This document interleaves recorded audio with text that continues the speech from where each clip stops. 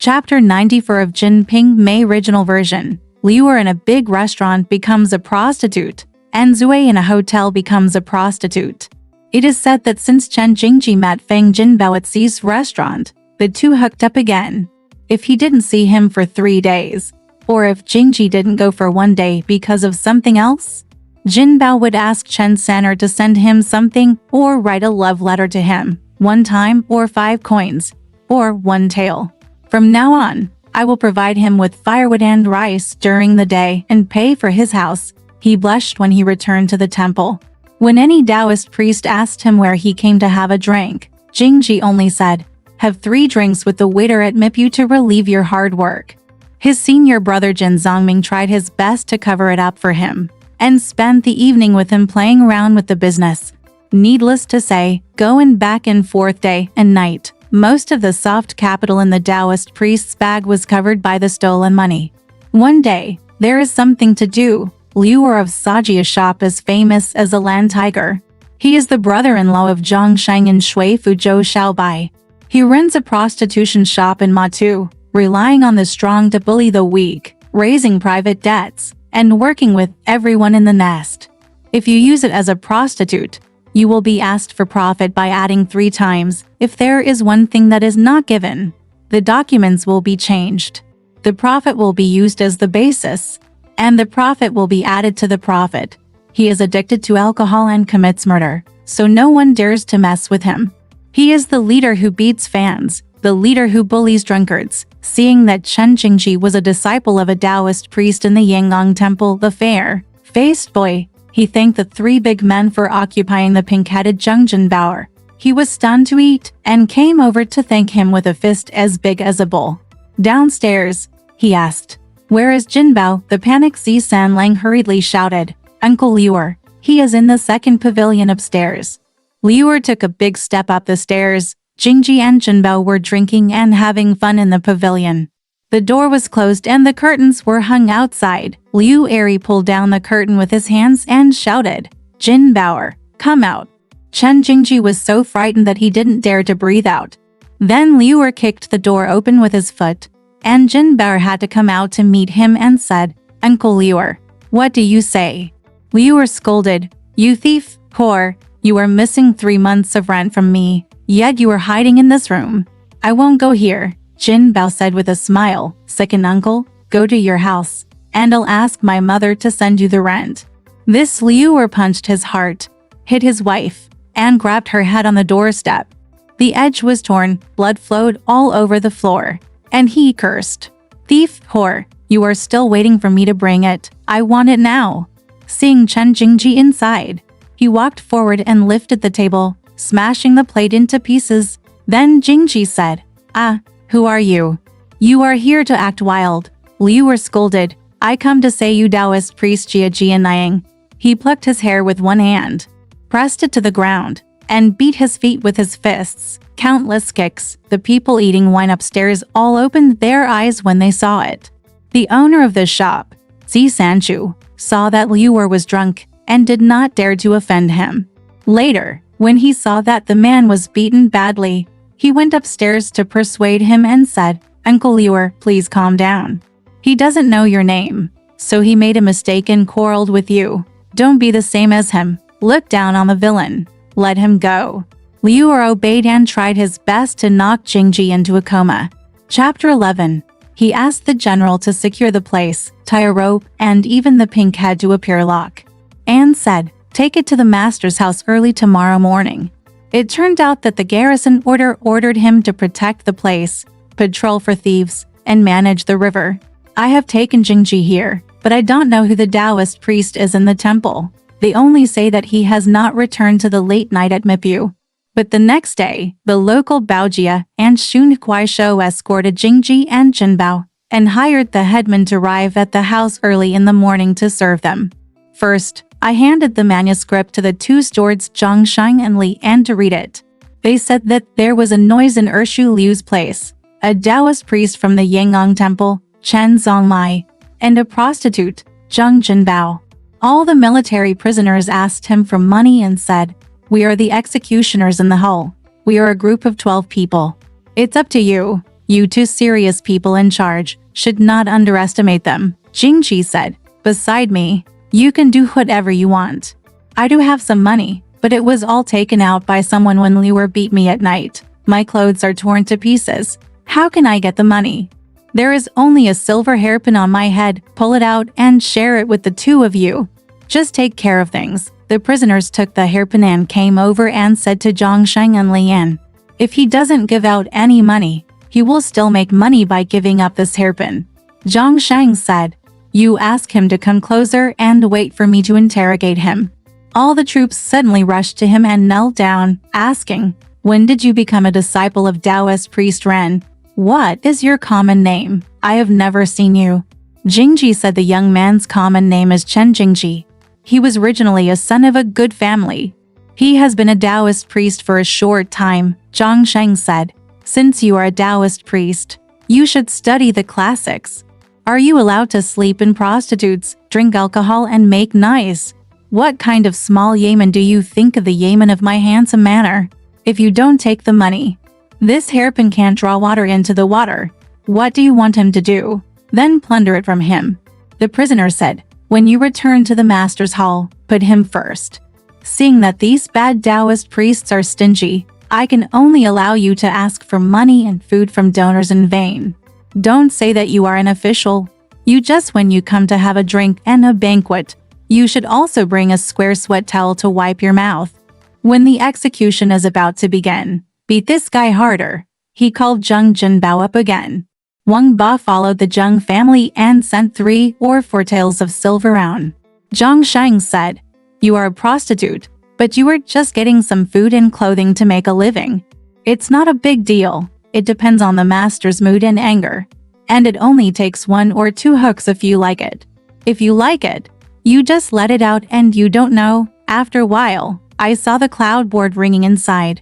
The garrison was raised to the hall, and the officers and soldiers on both sides were lined up in prisons, which was very neat. But see, Failwo is on the wall and purple ribbon is round the table. The forehead of the hall is hung with silk flowers, and the 4 curtains are hung with emeralds.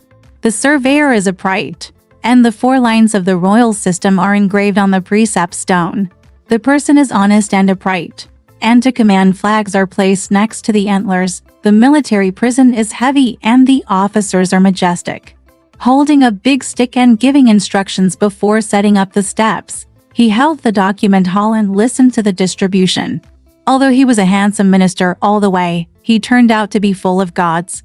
At that time, it was no coincidence that friends who had been enemies for 500 kalpas gathered together, and the marriage seemed to be a match. Chumai had given birth to a son, Xiaoyanai, in August last year. Now he is half a year old. His appearance is like a crown of jade, and his lips are as if painted with vermilion. Guarding and joy are like treasures on the table, and love is like a priceless treasure. Not long after the eldest grandma passed away, the guard registered Chunmai and made her his wife. I lived in 5 main houses, bought to foster mothers and nanny brothers. One was Yutong and the other was Jingui. 2 little maids were serving. One was Kuihua and the other was Orchid. And there were 2 beloved ones who played and sang. My sisters are both 16 or 17 years old. One is hiding and the other is Yugui. They are all serving in Chunmei's room. The second mother-in-law of Sun kept a maid in her room, named Hihuer, every time in the small Yamen, whenever Zhongsheng hugged him and played outside. And when the guards came to the hall, he would watch from the side. On that day, the garrison chief sat down in the hall, put up notices and went out, and people came in from various places. As soon as possible, Chen Jingji and the prostitute Zheng Jinbao were called. After reading the form, the guard said, "You are a Taoist priest, but you don't abide by the rules. You stay with prostitutes and drink alcohol, harass the place, and you are doing bad things. Take them off left and right, beat them with 20 sticks, and chase the ultimatum to return to secular life. That prostitute Zheng, 1 stroke, 50 strokes, and he will be ordered to return to the hospital as an errand." The military prisons on both sides moved forward before they pulled Jingji over, spread out his clothes, tied them up with ropes, and turned the sticks. When the 2 sides said they were going to fight, They suddenly acted strangely. Zhang Sheng hugged Xiaoyanai and stood on the platform to watch. When the little Yaman saw Jingji being beaten, he couldn't stop him in his arms and rushed to hold Jingji in his arms. Zhang Sheng was afraid that the guards would see him and hurriedly came over. The little Yaman also burst into tears and cried until she came to Chanmai in the back. Chanmai asked, "Why is he crying?" Zhang Sheng said, "When the master was distributing things in the hall, he beat Taoist Chen of Yanggong Temple, and he rushed to hold him. When the little one came down, he cried." When Chanmai heard that the surname was Chen, she couldn't help but move her lotus steps slightly, put on her xiang skirt, and walk behind the soft screen to look at her. The man who beat him sounded like Brother Chen. Why did he become a monk, Taoist? He called Zhang Sheng again and asked him, "What's this person's name?" Zhang Sheng said, "I asked him about this Taoist, and he said his common name is Chen Jingji." Chanmai thought to herself, "It's him." At the same time, he asked Zhang Sheng, "Please come here, your master." In the guard hall, Jingji was beaten with 10 sticks, and he was still singing. Suddenly, he heard an invitation from the lady behind him, and he was given a stick by the prisoner and stayed in the pavilion. "Beat and walk down the hall," Chanmai said. "The Taoist priest you beat is my aunt's cousin. For the slave's sake, please spare him." The guard said, "Madam, why didn't you tell me earlier that I've beaten him 10 times? What can I do?" As he came out, he handed over the prisoners and said, "Let them all go with me." The singer went back to the hospital. The guard quietly said to Zhang Sheng, "Ask the Taoist priest to come back and stay away. I asked your grandma and asked him to meet you." Chanmai was just waiting for Zhang Sheng to invite him to the back hall to meet him, and suddenly thought for a moment. Then he told Zhang Sheng, "Just tell that man to go, and I will call him later." Duda did not pursue him. Chen Jingji was beaten with 10 sticks, left the garrison mansion, and rushed to Yanggong Temple. I don't want any Taoist priest to hear anyone say, "Your disciple Chen Zhangmai," who was keeping the singer Zhang Jinbauer in a big restaurant, offended Liuer, the tiger in the Sajia restaurant, and beat him to death. He even tied up his wife and took her to the garrison mansion. "You have gone. If you have done something wrong, I will send you to the military prison to interrogate you and return the ultimatum to the official." After hearing this, the Taoist priest was frightened because he was old and fat. There were not many soft things. He breathed heavily, phlegm welled up in his heart, and he collapsed to the ground. All the disciples hurried forward to rescue him and asked the doctor to come and give him medicine to make him unconscious. In the middle of the night, he breathed his last and died. He died at the age of 63. The next day, when Chen Jingji arrived, his neighbors said, "You still dared to go to the temple? Your master was so angry that he died at midnight last night because of what you did." After hearing this, Jingji bluffed he was as busy as a bereaved dog, and as anxious as a fish that slipped through the net, returning to King County. Exactly, it is difficult to argue with the deer following Zheng, and the butterfly transforming into Zhuangzhou is unknown. The words are divided into 2 parts. However, Chanmai asked Zhang Sheng to call Jingji and leave, then walked back to the room, took off her crown, took off her embroidered clothes, fell on the bed, felt her heart and quilt, and screamed in pain. The whole house was frightened. Sun Erniang, the servant, came and asked, "Grandma is fine. Why can't she get better?" Chanmai said, "You can go and leave me alone." The guard who was behind came back from the hall and saw him lying on the bed and calling out, also panicked. She held his hand and asked, "What's on your mind?" Without saying a word, he asked again, "Who provoked you here?" Without saying a word, the guard said, "Aren't you upset because I just hit your brother?" He didn't respond. The defense was helpless.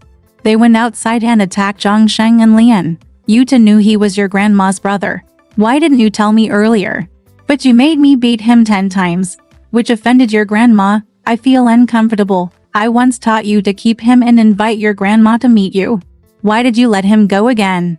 You are asking for help," Zhang Sheng said. Little Zheng told grandma, and grandma said teach him to go and let him go.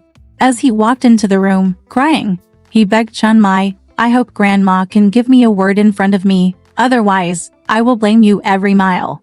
Chunmei opened her starry eyes, raised her eyebrows, called the guard and said, I don't have a good heart. So, what can I do to them? That guy doesn't keep his duty and works as a Taoist priest outside. I'll wait for him for a while. I will slowly admit him. This defense stopped offending Zhongsheng and Lian. When the guard saw that he just called out, he asked Zhongsheng to ask the medical officer to check his pulse and said, Lauan is infected with the disease of 6 desires and 7 emotions, and he is very angry in his heart. He refused to take the medicine after asking for it, so he let it go. Cold, the girl did not dare to speak forward. She asked the guards to watch her take the medicine. She only took a sip and stopped taking it. The guard went out, and the maid Yugui took the medicine and said, Please take the medicine, Grandma. Chunmei took it and splashed it on her face, cursing, Slave, slave, why are you just pouring this bitter water on me? What's in my belly? Teach him to kneel in front of him. Sun Erniang came over and asked, What's wrong with Gui Gui? Grandma taught him to kneel. Haiding said, Grandma took medicine with her because he took it. Grandma said, What's in my stomach? Give me this medicine. Teach him. He is kneeling. Sun Erniang said, Grandma, you asked me not to eat anything today. He doesn't know this, Laurel. Grandma, don't beat him, for my sake. Let him suffer this. Fen Fu Haideng, you go to the kitchen and cook some porridge to eat with your grandma. Chunmei then put up the Laurel. Haideng went to the kitchen, carefully cooked a small pot of thick rice porridge, ordered for dishes of side dishes, put them in pots, and brought them to the room while they were hot. Chunmei was lying on the bed, sleeping with her face facing inward. She didn't dare to scream. She waited until he turned around and then asked him, I have porridge here. Please treat Grandma to some porridge. Chunmei closed her eyes and said nothing. Haideng shouted again, The porridge is cold, please get up and eat porridge. Sun Erniang said from the side, Grandma, you haven't eaten anything in the past half day. This time you feel better, please get up and eat some. Yika Luzi picked it up, taught Nazi to take the lamp, took the porridge in her hand, took a sip, and pushed it to the ground. I hadn't broken the guy into pieces a long time ago, and had my breasts catch it. Then he shouted loudly and said to Sun Erniang, You asked me to get up to eat porridge for no reason. Look at the good porridge cooked by the thieves. I'm not confinement. Why don't you make this noodle soup and eat it with me? You and I will slap this slave in the face for times. At that moment, Haideng was really slapped in the face for times. Sun Erniang said, Grandma, if you don't eat porridge, what do you eat? But you are not hungry, Chunmei said. You teach me to eat, but I am blocked in my heart and can't eat. After a long time, she called Xiao Xiao the maid Lanhuier came and said to her, I want to eat some chicken nugget soup. Go to the kitchen and teach the slut slave to wash his hands and make a bowl of good chicken nugget soup for me to eat. Teach him to put more chicken nib soup. I'll eat some sour bamboo shoots. Sun Erniang said, Grandma will pay him to teach Zui how to make it. What you want to take is medicine. The orchid didn't dare to neglect and walked to the kitchen. Jia said to Zui, Grandma will teach you how to make chicken tip soup. Make it quickly and wait for it to be eaten. It turns out that the chicken tip soup is made from the tips of chicks' breasts and wings. While Zui was washing her hands and picking off her nails, she slaughtered 2 chickens, brushed them clean, picked out the wing tips, chopped them into shreds with a sharp knife, added peppers, chopped green onions, coriander, pickled bamboo shoots, oily sauce, etc., and uncovered them. Make a clear soup. 2 pots were filled with red paint on a plate. It was hot and the orchids were brought to the room. Chunmei looked at it under the lamp, took a sip, and screamed and cursed. Tell that slut slave, what kind of soup are you making? The essence is light and a little tasteless? You just teach me to eat, and you don't call me for nothing. Annoying, the panicked Lan Hua was afraid of being beaten, so she hurriedly walked to the kitchen and said to Zui, Grandma thinks the soup is bland, so I don't want to scold her. Zui said nothing, swallowed her anger, washed the pot again, and made another bowl. I added more chili pepper and it was fragrant. I taught Orchid to bring it into the room. Chunmei thought it was too salty again, so she picked it up and shined it on the ground and only splashed it. But the orchid ducked quickly and almost got splashed all over her body. He scolded, "Tell that slave, if he doesn't get angry, he will eat it with me. This is not a good thing. Teach him to ask for explanation." Zue heard this and said in a low voice, "When did my sister get so old?" The JinPingMei didn't listen, but after hearing this, her willow eyebrows straightened up, her starry eyes widened. She gritted her silver teeth. Her face turned red, and she shouted, "Come with me to pick that horse slave." After a moment, he sent 3 or 4 wet nurses and maids to immediately pull Zue into the room. JinPingMei angrily grabbed his hair with one hand, stamped the crown on his head, and cursed, "Horse slave, how did you say when you were so big? You Ximeng King family didn't promote me to be this big. I bought it. You are here to serve me, but you are not angry. I teach you how to make the soup, which is either light or bitter, but you tell the girl when I have grown so old and hug me. What do you want from me?" On the one hand, he asked the guards to come and cake Zue went out and knelt in the courtyard. The generals Zhang Sheng and Lian were asked to strip off their clothes and beat them with 30 big sticks. Family members on both sides lit up bright lanterns, and Zhang Sheng and Lian each held big sticks to wait on them. That Zue just refused to take off her clothes. The guard was probably angry with him and did not dare to speak in front of him. Sun Erniang repeatedly advised from the side, "Just beat him as much as grandma pays, so as not to take off his clothes. Don't argue with the servants and take off his clothes. It will not look good on his face. I just hope grandma will show her noble hand and let him take off his clothes. His is gone." JinPingMei refused and insisted on beating him on his clothes, saying, "If you stop me, I will throw the child to death first, and then I will hang him with a rope. Just keep him." So he stopped fighting and fell to the ground straight up, unconscious. The guard was so frightened that he quickly helped her up and said, "I'll beat you as you please. I won't make you angry." Immediately, he dragged Sun Zue to the ground, took off her clothes, and beat her with 30 sticks until her skin and flesh were torn apart.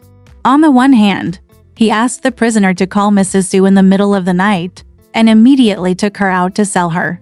JinPingMei called Mrs. Zhu behind her back and paid, "I only need 8 taels of silver to sell this slave to a prostitute. You can transfer it as much as you like. I don't care about you. If you sell it somewhere else, I'll find out. Come out. Just don't see me." Sister-in-law Zhu said, "Where do I live my life? But I don't listen to you." She brought Zue home that night. Zue was so sad that she cried until dawn. Sister-in-law Zhu then advised, "Don't cry. It's also your bad luck. Enemies bumped into each other. I just saw you coming. I just hate that you have some old grudges with him and frustrated you. Even I can't make the decision." Sun, when he saw that he had a child, he followed him in everything. Sun Erniang also allowed him to be serious. As the saying goes, he became a warehouse official after taking rice. If you can't say it anymore, you should stop crying. Zue shed her tears and thanked Sister Zhu. "I just hope that I will find a good head sooner or later. I only have food to eat," Sister-in-law Zhu said. "He paid tens of millions of dollars just to teach me to send you to a prostitute. When I raise children, I also want heavenly justice. Wait for me to take care of you. You can find a single wife or marry into a small business manager's family, and you can support her." Zue thanked her for her kindness. 2 days later, Mrs. Zhu saw a neighbor, Zhang Ma, who opened a shop, coming up and calling, "Mother Zhu, what kind of lady do you have in this room? Why are you crying so sadly?" And Zhu said, "Mama Zhang, please come in and sit down." Said, "This is this lady. He comes from a big family. Because he can't get along with the eldest lady, he sent him out to get married here. He would rather be a single husband and a single wife to avoid anger." Mother Zhang said, "I over there is a cotton flower seller from Shandong. His surname is Pan. He is ranked 5th. He is 37 years old and has several carts of flowers and fruits. He often stays at his old house. The day before yesterday, he said that his mother is sick and she is in her 70s. My wife has been dead for half a year, and there is no one to attend her. She told me repeatedly that it was no coincidence that she would protect his head and get married. I think this lady is quite old, so she should marry him and become a wife. Sister-in-law Zhu said, "To tell you the truth, this lady comes from a rich family. She can make everything regardless of thickness. Needless to say, she also makes good soup. She is only 35 years old. I only have 30 taels of silver, which is easy to keep. Just stay with him." Mother Zhang asked, "Is there a cage?" Sister-in-law Zhu said, "He only has the clothes and hairpin rings he carries with him, but there is no cage."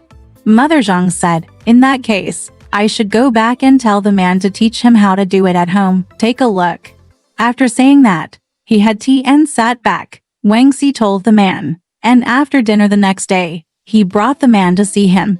"As soon as I saw Zue's good looks and young age, I paid back 25 taels in one go, plus 1 tael of matchmaking money with Mrs. Zhu." Mrs. Zhu didn't argue, so she exchanged the money and wrote the documents. The evening passed, and I got in the car and got up the next day. Sister-in-law Zhu had someone change the documents and exchanged only 8 taels of silver for the money and handed it over to the government. JinPingMei took it away and said she would sell it to a prostitute. The man married Zui and stayed at Zhang's house for one night. On the next day, at 5 o'clock, he thanked Zhang's mother, said goodbye, got in the car, and went straight to lynching. This is the weather in June. The days are long, and the sun is just west of Matu. When it comes to Sagittarian, there are hundreds of houses there, and they all play the song of nests from far away. As soon as Zui was led into a door, there was half a room. Inside, there was a woman in her 50s or 60s sitting on the king, and an old girl in her 17th year. She wore a bun with her hair in a bun, and wore pink lips, a pile of soft silk clothes, playing the peeper on the edge of the king. Zui cried out in pain when she saw it, and then she realized that the man Panwu was a sailor, by him to make powderhead. He was named Yor. This little girl's name is Jenner. She goes out with a gong every day, receives guests in restaurants and sings, making a living on this road. When Panwu came in, he beat Zui first and gave him 2 bowls of rice. He taught him how to play instruments and sing, but when he couldn't learn how to play, he beat Zui again. He was beaten until his body was bruised and red. After leading dower, he put on good clothes and makeup, stood in front of the door, leaned against the door and smiled, with mocking eyes. Exactly, the traces are worthy of the eyes of the people in the palace, and the peonies are painted without rouge. There are poems to prove it. There is no way to go, no more investment, no more time to go south or north. Where did the colorful clouds disperse one night? My dream followed the bright moon to the brothel. This Sue's stay in Sagittarian was just a coincidence. One day, Zhang Shang was sent by the guards to buy dozens of stones of distiller's yeast from the river and make wine in his house. Liu, who was sitting on the floor of the Sajia restaurant, saw his brother-in-law coming, so he quickly cleaned the restaurant, arranged wine and food cups and plates in the upper pavilion, and invited Zhang Shang to sit on it and drink. The wine doctor kept the children sifting the wine and asked, "Second uncle, are you going to ask those singers to come up and hand over the wine?" Liu paid, call the Wang family's elder sister, the Zhao family's Zhaoer, Pan's family's Jenner, and you are to come up and wait on your Uncle Zhang. Dr. Bauer promised and went downstairs. Not long after, only laughter was heard by the hootie. For singers, dressed like flowers, all wearing light gauze and soft silk clothes, came up the stairs, looked up and bowed 4 times, and stood beside them. Zhang Shang suddenly opened his eyes and looked around. There was a pink head inside, and he suddenly made trouble, the Lady Zui who was sent from the Prime Minister's house. How did he do this? Zui also glanced and saw that it was Zhang Shang. No one said anything. Zhang Shang then asked Liu, "Whose family does that Fanta belong to?" Liu said, "To be honest with my brother-in-law, he is Yor and Jenner from Pan Wu Wu. This is Sister Wang, and the other is Zhao Jier." Zhang Shang said, "This Pan Zhaoyuer looks familiar to me." He called him closer and asked him quietly, "Aren't you Miss Snow? How did you get born here?" When Zui heard him ask, she burst into tears. Then said, "It's hard to describe in one sentence, so and so, say it again. Sister-in-law Zhu deceived me into selling me for 25 taels of silver, and sold me here to sing at banquets and receive guests. Zhang Shangping had always been fond of him when he saw his good life. Zui persuaded her to drink wine diligently in front of the banquet, and the two of them agreed to enter Hong Kong. Zui and Jenner couldn't help but take the pipa, sing a song, and drink with Zhang Sheng. After singing, they exchanged cups with each other, leaned against the green and red, and when they were drunk with wine, they often said, "Who is not obsessed with three things when it comes to worldly wealth, red, pink, and wine in a singing house?" Zhang Sheng fell in love with Zui. "We stayed in the pavilion for 2 nights and slept together. This Zui has the wind and moon on her pillow, the mountain alliance beside her ears. And she and Zhang Sheng try their best to wander around, like fish in water. It is difficult to describe in every possible way." When he got up the next day, he washed his head and face, and Liu were arranged for wine and food to be served early, and he and his brother-in-law held their heads together. A big plate and a big bowl, a delicious meal, packing up the luggage, beating the head and mouth, loading rice koji, and accompanying others. Before going out, he gave Zui 3 taels of silver and distributed it to Liu. Hao Sheng will take care of him, and he will not be bullied by others. From then on, Zhang Shengdan came to Hexia and met Zui at Sajiadian. After walking back and forth, Pan was given 5 or so taels of silver a month, and he was wrapped up and not allowed to pick up anyone. Liu Erzi wanted to please his brother-in-law, so he didn't even ask him for rent. After scraping the nests, they gave Zhang Sheng money and Zui's firewood and rice. There is a poem to prove it. Unexpectedly, at that time, I indulged my intention, was greedy and relied on power to deceive my heart. If misfortune is not found, everyone brings it to himself. If sex is not charming, everyone will be led astray. Alright, this part of the story ends here. Want to know what happened next? Let's listen to the breakdown next time.